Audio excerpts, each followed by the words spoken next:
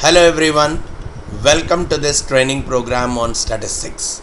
My name is Vamsi. As a part of this, I introduce you to the. As a part of this chapter, we will try to understand a few important aspects like what is statistics all about, what are the advantages of doing statistical analysis, what are the points to while doing statistical analysis. We would end up with are the different kinds of samplings that are available for us to do a statistical analysis.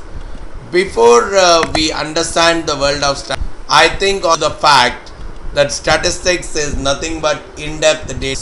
So how do I interpret the data? The data is any collections of responses, any of these things. When I say observations, I am observing the temperatures of a particular day. Measurement, I am collecting the heights of various people in a particular city. I have circulated a questionnaire asking people about their perception about a particular product, and I am tabulating all their responses. All these things constitute the data. So, statistics. That is in one single sentence.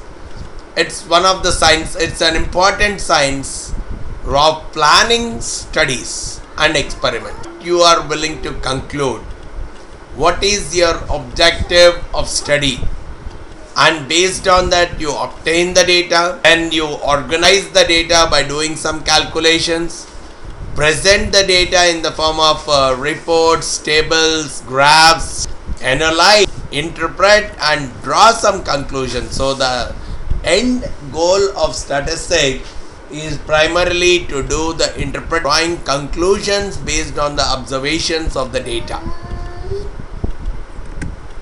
Now, we always talk about two words in statistics, population and two is the sample. Population is the entire data set from which we collect all the individuals. It's a complete collection of all the individuals that we are going to study. Probably if I am trying to measure the heights of people in India, then the complete population contains all the people of India. Whereas in reality it becomes very difficult to each person and measure their height. So that brings us to a concept where I would focus on sub-collection.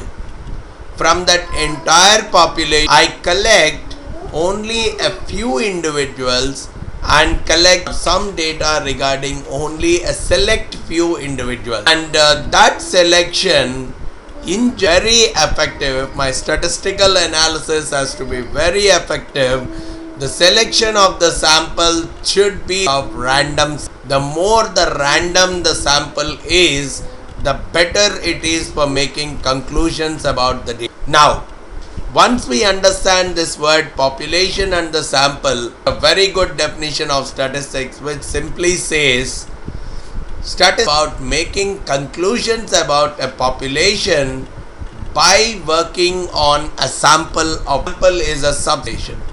Now, if the sample is not collected in an appropriate way, then the entire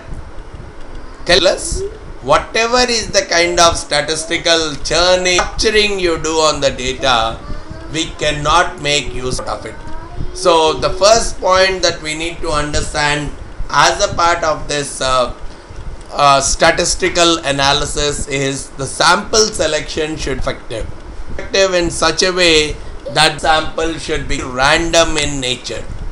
The more the random is the data, the more appropriate it is for our statistical analysis, and any we derive on the data will simply be appropriate to our study.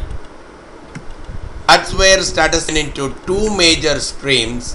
One is the descriptive statistics, where we do various calculations, calculating the mean, median, mode, standard deviation, correlation in the world of statistics. Descriptive statistics with the calculation of on various data, whereas the other world, which is statistics, takes the calculations which are done using descriptive statistics. It helps conclusions about based on the calculations that are done by taking a sample. So if I compare statistics as well as the whole world of understanding is very simple. Then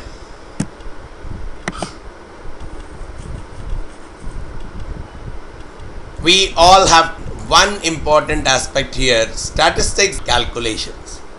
We always talk about doing calculating a mean or a standard deviation or a correlation and say we are good at statistics. To understand, even if we are doing any inference, before making any inference, get into the understanding of the context of the data, what the values represent.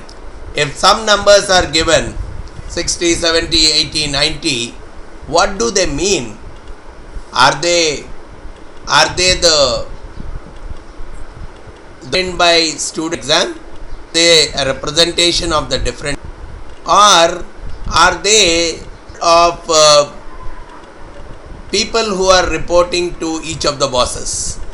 What is that 60, 90? Unless we have a clear understanding of what are the values representing, just the mere numbers will not make sense for our analysis. And why is this data simply collected? What is the purpose? That one important thing we need to understand every time we are getting into statistics. We also need to understand the source of data. Where is the data? Is there any objective reason behind it or some incentive based reason behind it? Sometimes probably the pharmaceutical drug companies, they may ask the doctor some tests so that they can promote their product much easily. So the test or a particular study is done just to promote this particular pharmaceutical drug. In that case, there is not much of trust that is associated with it. So we need to clearly evaluate what is the source of data, objective standpoint or kind of incentive that. So only then we need to go forward with a particular analysis.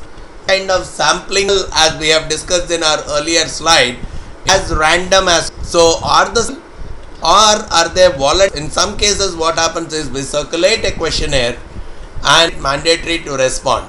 So people who really wanted to respond only will respond to that. Those are typically called cases. What happens is all the responses, there is a good chance more and more bias. So we have to be very careful in terms of statistical analysis. Before we do any calculations and conclusions, we need to make sure that the sample which we are taking is not based on voluntary responses, but it is more of a random sample.